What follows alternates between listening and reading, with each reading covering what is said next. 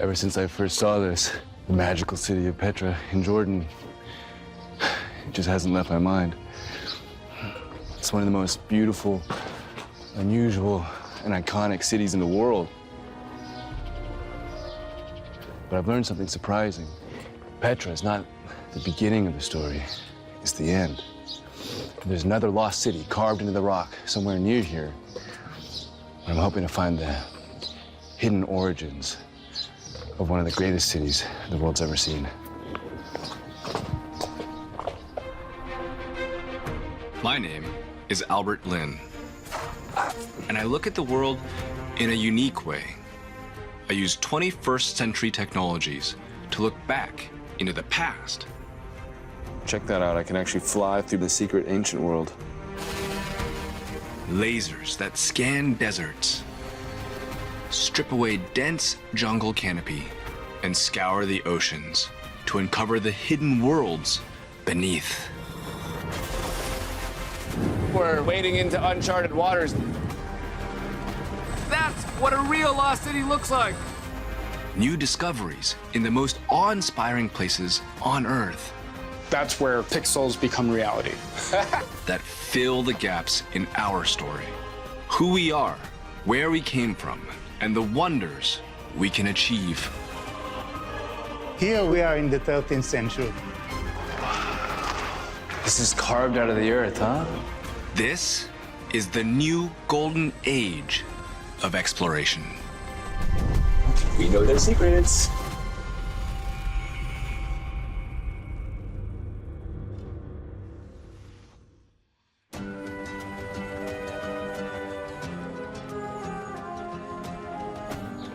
The people who lived here in this city, well, they're originally nomads, traveling, trading across the Arabian desert, living in tents.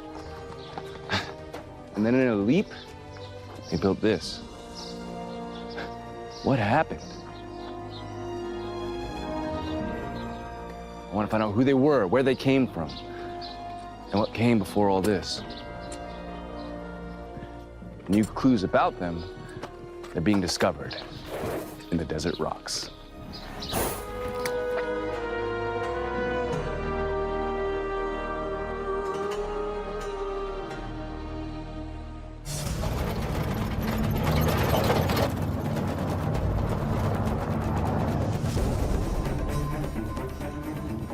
My journey was taking me to the deserts of Jordan, once home to the builders of Petra, a nomadic tribe known as the Nabataeans. Today, these deserts are still traveled, but by their distant cousins, Bedouins. Mohammedan is one of them.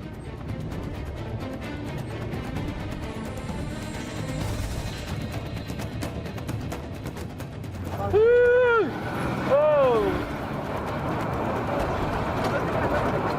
Oh la la! Very good. This is the most epic car I've ever been in. We don't have brakes, the door doesn't work, and you have only wires as keys. We don't have a brake, maybe we enter to the camera. Mohammed is the antiquities supervisor for an area that covers 280 square miles of desert called Wadi Rum. Is this it? Yeah, here. He's helping me find clues about the ancient civilization who traveled and traded here around 400 BC. This one, Nabataean writing, yeah. That's Nabataean. Yeah. What does it say? He writes his name and regards for Regards, like welcome, or? Yeah. So this is a welcome message from the Nabataeans. Yeah, from this guy.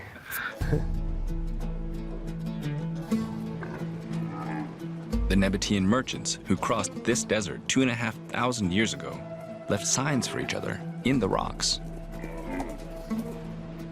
They're incredible. Camels. Yeah. This is like a sign for caravan.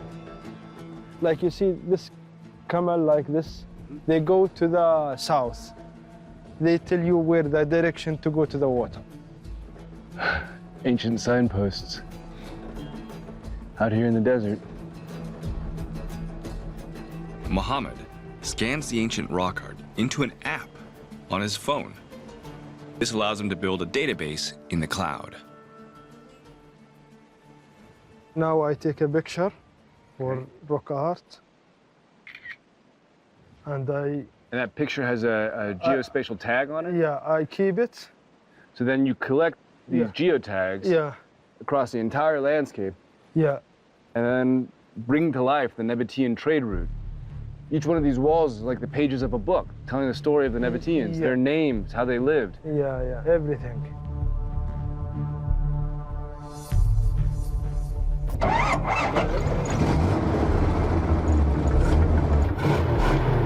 We're in business. We follow the direction the ancient camel's pointing and head for the nearest water source.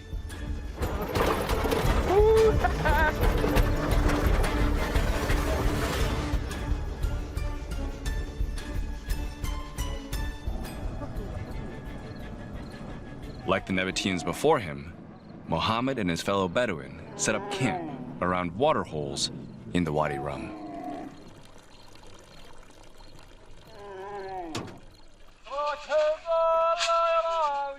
We upload the scans of the geotagged rock markings, and a pattern begins to emerge. This is actually the spot that we were.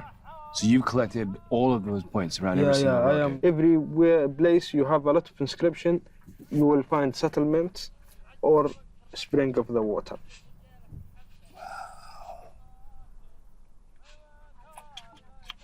You know, looking at my GPS track of the sites that Mohammed showed me today, there's a clear link.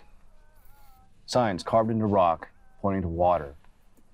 That's how the Nabataeans worked. That was their secret sauce. They knew where the water was. With that knowledge, they create a huge network of trade routes, crossing the harshest landscapes on Earth. They import exotic goods from Africa and India to sell to the Greeks, Egyptians, and Romans.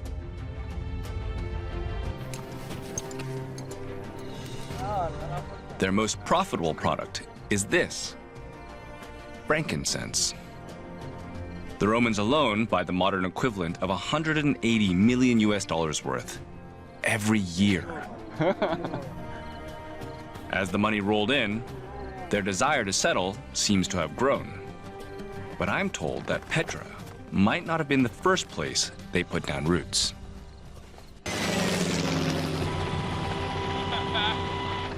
We're now flying over the Jordanian desert in a Black Hawk. Now I have the military helping me find lost cities.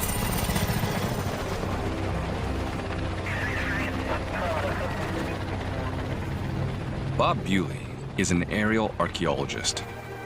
He traces the ancient water sources and trade routes of the Nabataeans from above.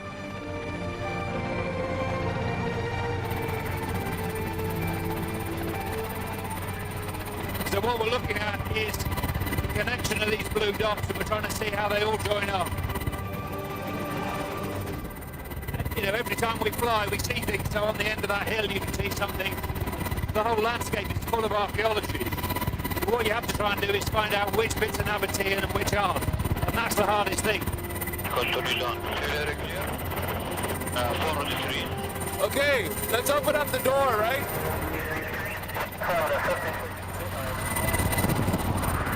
That's when it gets windy.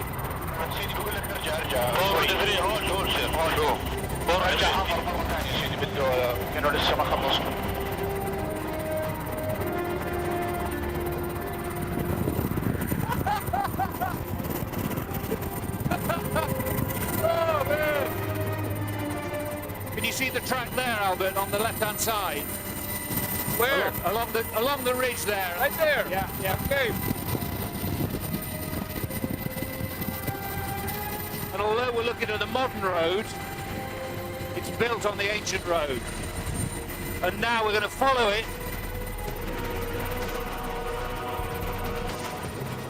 Ancient writings suggest that somewhere along this highway lies a Nabataean city hidden in the mountains, one that predates Petra by hundreds of years. Oh, it's gotta be this! I can see the modern highway, but you can see the ancient highway running right next to it. Okay, level off straight ahead. That's it, lovely. So that's the track running up the hill there. Yeah. We approach a barren mountaintop, surrounded by steep valleys. That's lovely. 11 o'clock, right here? Yeah, okay, I see it. This rocky plateau doesn't look like any lost city I've ever seen before. But the ancient Greek writings describe the nomadic Nabataeans setting up home here, possibly for the first time. Happy to land? Yeah. Fantastic. The city is called Sela, Hebrew for rock. Incredible. That's amazing, isn't it? Look at that dust.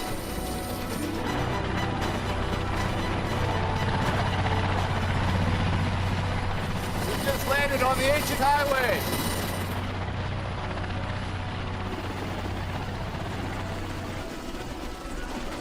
Sela has never been scanned by lasers before.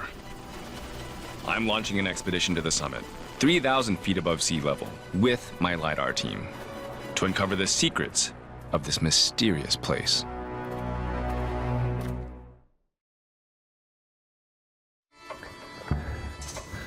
I'm 1 mile west now of the old highway, and I've hit a wall, literally. Deep within that mountain range, high up on one of the plateaus, is the ancient city of Sela. And the only way in is up.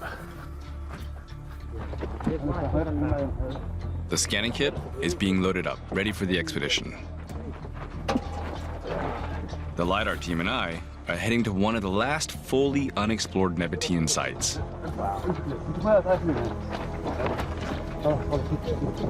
And Jordan's acclaimed archaeologist, Mohammed Najjar, is leading the ascent. Marhaba. How are you, my Good friend? to see you. Yeah, it's been too long. It's a treacherous hike to the top. Mohammed has assembled a team with local knowledge to help us, including surveyor Ahmed Marafi. Ahmed, nice to meet you. Nice to meet you too, Albert. Do you reckon it's going to balance? Hi. Hey, Joe. Hey, man, how's it going? Good to see you. Wow. I've never carried LIDAR kit on a donkey before, or on a horse. This is high tech meets ancient tech. Yeah. this you heard. Yes. Are you ready? Let's go. Yalla. Yalla. Yalla, my friend, yalla. I don't know what to expect at the top. What I do know is we're heading to 3,000 feet above sea level, and it's gonna be a tough climb. It's like a maze. Yes, it is.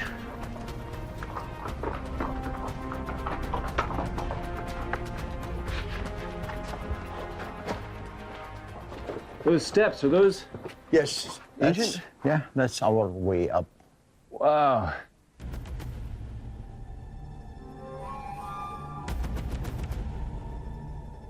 This is the only way to climb to Sela. There's no other way. The steps are the first hint that this bare mountain has been shaped by people. It's gotta be 90 degrees out here right now. Yeah. What we do?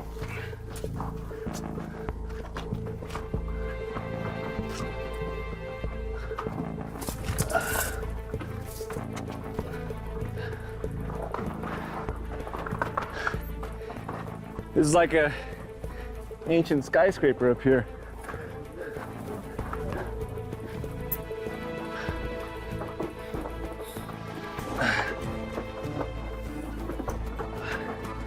Incredible. You know, it's funny when you walk through here, you can almost sense the path of somebody walking through the same little canyon Yeah. the exact same stairs Exactly. just 2,000 years ago or more. So we can smell the history, right? Well, I smell donkey farts, but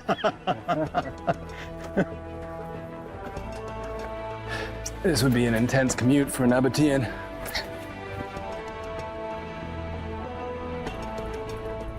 "1,000 steps, and we're only halfway up the vertical climb.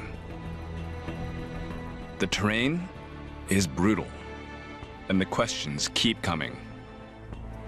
It just seems like an unbelievable amount of effort to build your world on top of a mountain in the middle of an arid desert. Should we take a break and drink some water, guys? Stay away from the mean donkey. You know, water is like, it's how you live, but this desert is so dry. How do you survive on top of a mountain, surrounded by dirt, and no rivers nearby, nothing to farm? How could you hold out?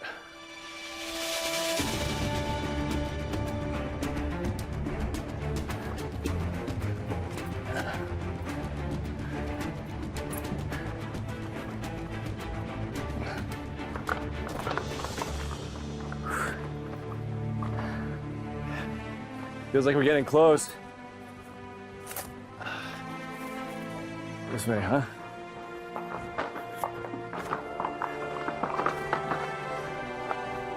Finally, we reach the top.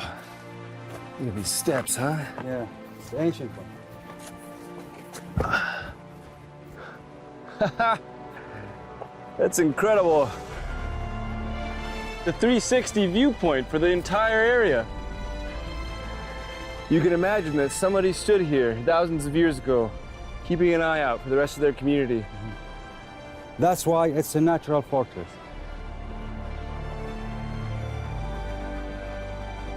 If this is the place named in the ancient Greek texts, then it was once a treasury for Nabataean silver worth 10 million US dollars in today's money.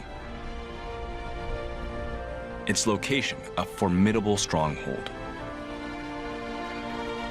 But how did this lifeless crop with no water source become home to a city of people? To hunt for clues, we plan to LIDAR scan the whole plateau. The access to so much of it is virtually impossible. And it also looks like sheer drops everywhere. I mean, it's deadly, basically, to explore Absolutely. this, right? Yeah. So hopefully we can go places that wouldn't be safe to go otherwise. Okay, we're good to go.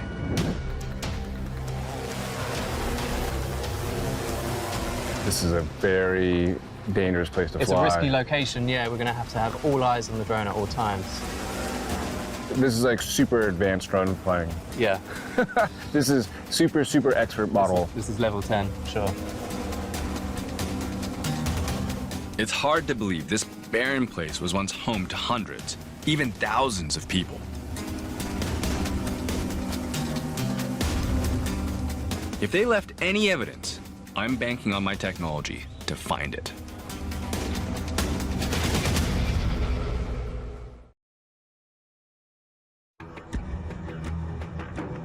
"30 miles north of Petra, I'm laser scanning the ancient city of Sela for the very first time. I'm looking for clues that the nomadic Nabataeans settled here.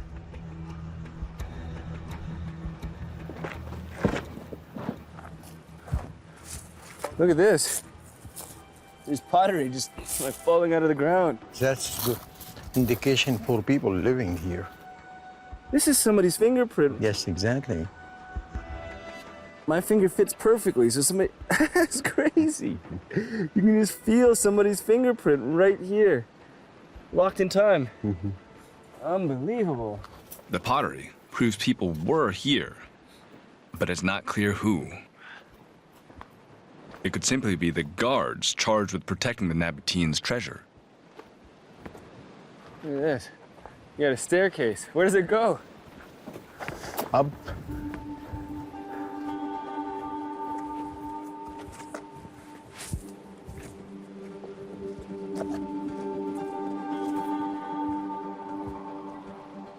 Probably it's a place to pray. Yes, absolutely. You think so? Yeah. You look for a high place to be closer to the gods.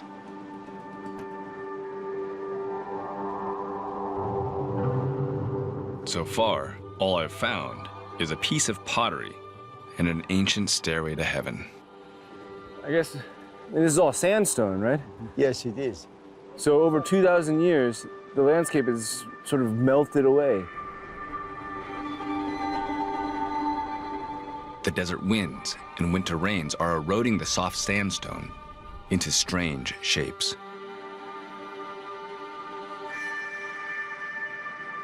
But I can just make out curious, regular markings in the rocks. Wow, look around. What are these little holes up here? Well, actually, this is the traditional Nabataean house. So they were living here. And you can see the marks of the axe that they've been using to carving. Yes, these are chisel marks. Yes, exactly. Somebody was just sitting here chiseling away, creating a space for their family, maybe. Carving caves into dwellings suggests that they spent long stretches of time here. Look at the beautiful view here, and it's unbelievable. This is the east. The sun will come up. It will be sunny in this spot. The cave's position reveals the reason for the strange, regular markings above the entrance. They're post holes for their tent poles. You have this, shelter in front of your house. So they've gone from living in tents to combining tents with living in stone, then. The evidence is stacking up that homes were created at Sela. But it's hot, exposed, and desert dry, without a single water source on the whole outcrop. No one can survive without water. So how did the Nabataeans? I'm hoping my LIDAR data can help solve the mystery. So we hiked up here, right? Yes. Yeah, right there. It's a lot easier from a computer, isn't it? Yeah, it is, actually. Yeah, it is. I think this is the way to look at the site, because if you look at small parts, you cannot understand. I mean, you need to look at the whole site together, and then you can understand the dynamics. Looks like it's starting to be shaped by human hands. No, that's true. That's true. I mean, look at that. Look at this picture. The LIDAR data reveals water tanks cut into the rock, almost invisible to the naked eye. After 3 days of scanning, we've logged an incredible 51 underground tanks. Here at Sela, it's the first time anyone has uncovered the extent of rainwater harvesting. You have to channel the water, the rainwater, the runoff from the face of the rock to these cisterns. We can now estimate that these man-made tanks contain about 200,000 gallons of rainwater, plenty to sustain over 1,000 permanent settlers. It's an exciting discovery. They were nomads at the beginning. They were like wind, and then there was a shift in their consciousness. I mean, they started to be attached to the land. So that's very important moment when they moved from tents to caves. They're turning the landscape into a home, a permanent home. Our LIDAR data transforms what we know of Sela. The Nabataeans' ingenuity and knowledge of water enables them to settle, living together in a permanent city here in the dry, rocky desert. It's a stepping stone to Petra. The journey has begun.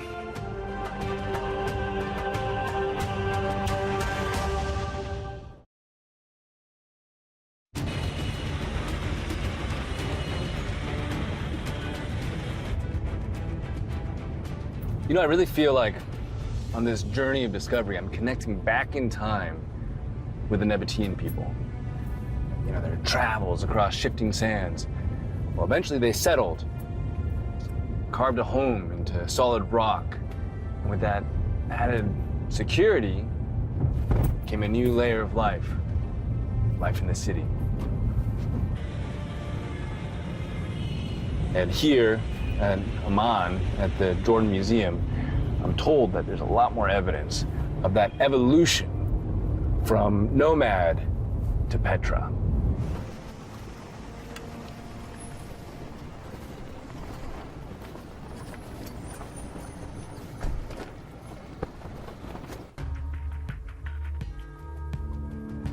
Inside the museum are relics that reveal a spectacular, unexpected leap in the Nabataean story. Finely carved statues that look ancient Greek and Roman. Yet these are Nabataean, gathered from a city that boomed after Sela. These carvings suggest that their architecture is shifting from survival to opulence. Scanning the relics will allow us to fit them back where they belong. So cool. Instantaneously, I can create a 3D model of this facade, but just getting up close here, you can actually see the chisel marks, and feels like you almost sense the moment that the Nabataeans are coming into their age, their renaissance. Now let's get the Gemini. So what I have to do is I just have to do a really steady scan. And we're actually using the camera on the data pad that's creating something called structured light. And if I can do it steady enough from that little sweep, generate a mesh and see it's doing it now. Look at that. Wow. And I'll add up a series of these different models to one awesome model. But the Nabataeans never thought this would be happening. To reunite these relics with their original buildings, I'm back on an ancient Nabataean trading route. One that leads to the ruins of Herbet Ed Daria. Archaeologists are still excavating this city. But it's clear something extraordinary was happening here. My guide is surveyor Ahmad Marafi. Okay, Albert, this is the Nabataean city. Wow. This is a new thing.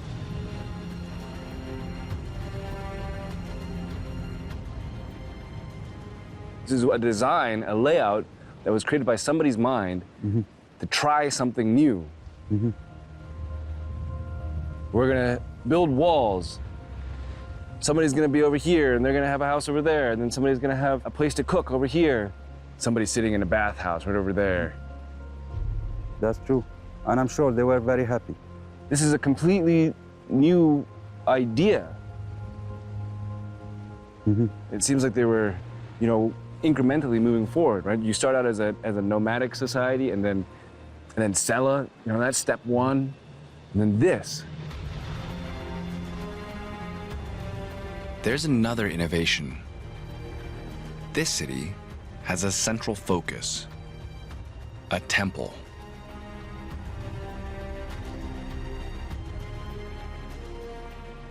Near the temple we go. The Nabataean kings, they sacrificed the animals here on this altar. Right there. Yeah, right there. Walk me through the process. I'm a Nabataean king. Now I stand here in front of this altar. What happens next? First, you have to walk around the holy place.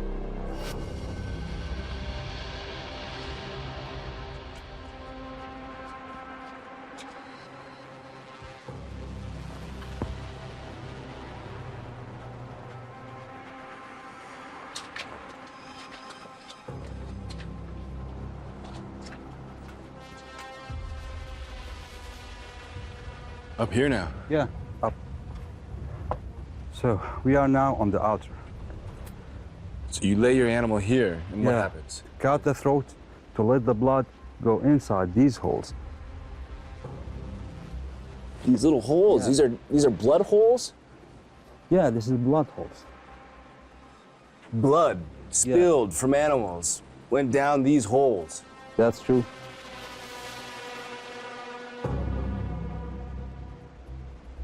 The statues I scanned at the museum once adorned the facade of this temple.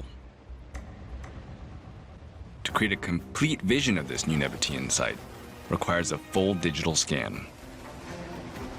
It's the first time this has ever been done. It's a complex undertaking, demanding detailed scanning from the air and on the ground.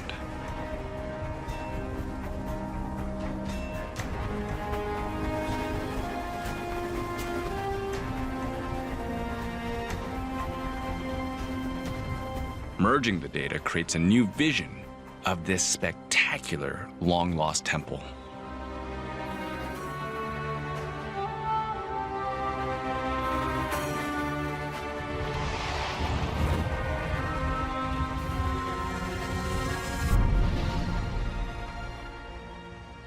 Crowning the temple are the museum relics, back in their original home.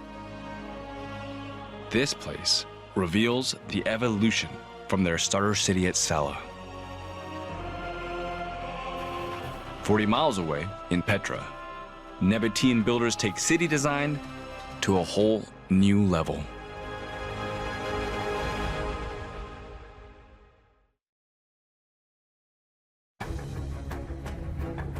I'm heading back to the ancient wonder that is Petra. Here, the Nabataeans put everything they'd learned about creating cities to the test. Look at that. Just like at Sela, these are post holes for like a veranda. It would have been wood structures, beams coming out here, maybe with some cloth or something to create shade. With time, as more set up home here, the city swells in size. The money flows in and the architecture becomes more elaborate, incorporating styles seen on their travels. Like I'm witnessing the transition of the Nabataeans through time, right here. By the time of Christ, Petra was the beating heart of a thriving Nabataean empire.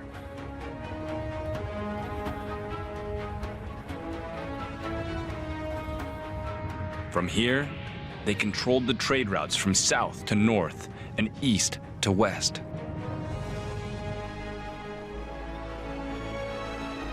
Their wealth soared, and in Petra, they flaunted it.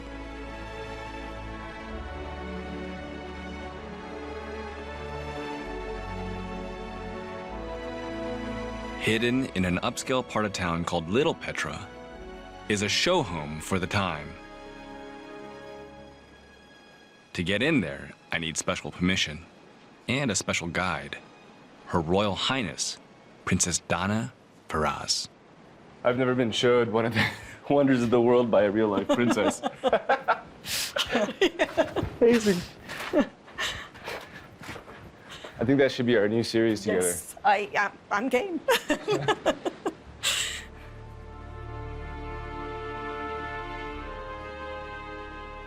Don't look, you cannot look. Just, I'll lead you. Tucked away in a rock-cut villa is tantalizing evidence of a Petra that once was. I'm not looking, I'm not Don't look. Okay. There's something right above me. I'm not allowed to look at it yet. This is very special.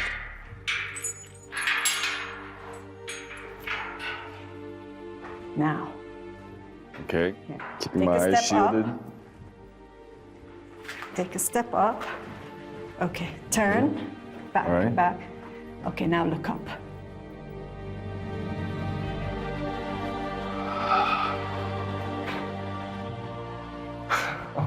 Isn't that wonderful? It's beautiful. Look at the colors.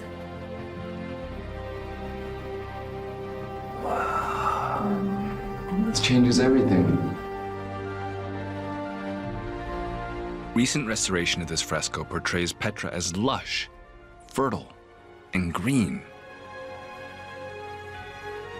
You have grapevines, you have ivy, you have all sorts of food. Look at the birds. It's Can you see the magnificent. birds? And this one's flying in. It's everywhere. It's everywhere on every wall. Yeah, you can find, look, there's, you know, the birds, the fauna, the flora. The flutes, The flutes. It's that person holding a bow. It looks like there's a little Yes, bow. yes, That that's a almost looks bow. like a little Valentine. For me, up until now, Petra was just sandstone. And then all of a sudden, Yeah. there's a whole nother face to it. What I'm looking at isn't a description of a desert. This looks like... Paradise. It does, right? Carbon dating places this fresco in the 1st century AD, when some 30,000 people were living in Petra. Transforming their desert city into the lush oasis Her Royal Highness showed me must have required vast water reserves, far greater than those at Sela. I see all these, they almost look like staircases, but they seem a little too steep on all the... These would have been water channels. They would have been man-made, carved channels to direct the water during the rainy season. Water harvesting was critical for the Nabataeans. They were really good at water engineering. They were able to direct the water, find collection points, keep it in cisterns throughout the rainy season. These tanks once contained over 10 million gallons of water. They were master engineers, master traders, fantastic politicians as well. And it was part of why they became such an influential and wealthy civilization.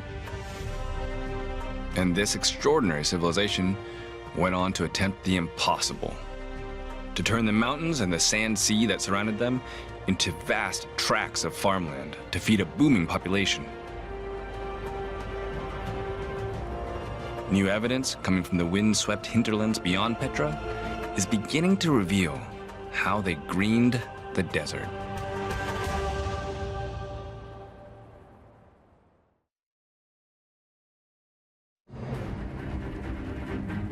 "2,000 years ago, Petra is as big as Beverly Hills, with a population of around 30,000 people.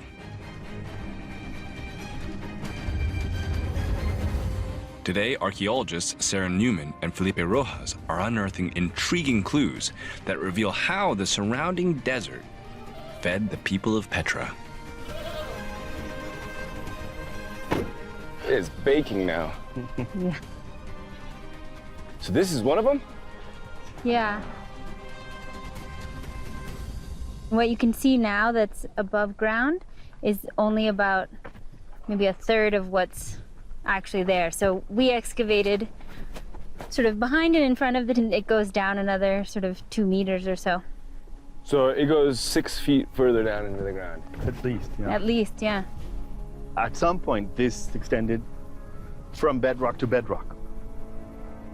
This recently discovered wall is around 10 feet high and almost 1,000 feet long. Sarah and Felipe think it's a tiny part of an epic Nabataean water distribution system. So it's a huge, it's a dam, basically. Yeah, what used to happen is the water would come through the mountains and be spread out by the terraces. It's like stone linebackers for rushing water. Yeah. But this is not just a flood defense. Slowing the rushing water creates another advantage. It sort of serves a dual purpose in both kind of slowing the flow of water, but they also catch the sediment that the water is bringing from the mountains all the way down. So this soil, it wasn't originally here. This was from up there? Is that what you're saying? It got kind of pushed down with time? Yeah. It seems like they've figured out how to make nature work for them, right? Because by putting these blocks here, the rainwaters move the earth down here and essentially terraform for them. These terraces, filled with rich, moist soil, make them perfect for cultivating olives, wheat, fruit trees, and vines. Sarah and Felipe want to know how far the terraces stretch. Using LIDAR to scan the terrain could help uncover new information. For the archaeologists, it's a battle against time. Erosion is destroying the evidence. For us, it's a battle against the elements, with 2 days of flying in over 90-degree heat.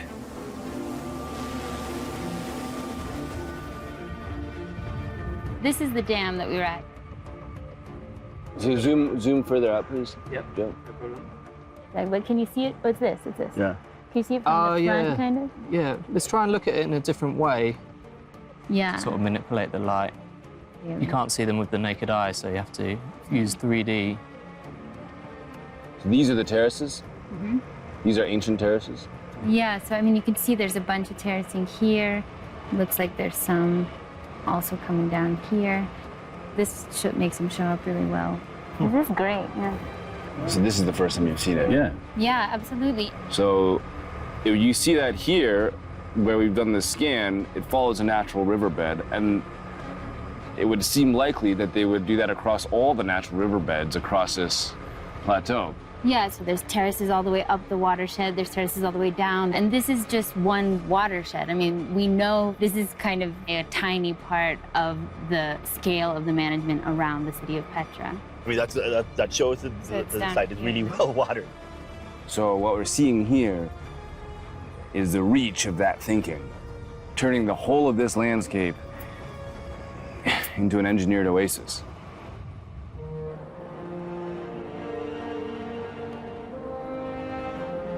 Today, our LIDAR data continues to help Sarah and Felipe discover more and more terraces in the hinterlands of Petra. So far, archaeologists have mapped 32,000 acres of ancient groundworks. 70 cisterns and 28 dams have been uncovered. 8 miles away, snaking their way through the mountains, are channels and catchments that once fed rain and nutrients to Petra. 2,000 years ago, the desert bloomed green through the genius of the Nabataeans.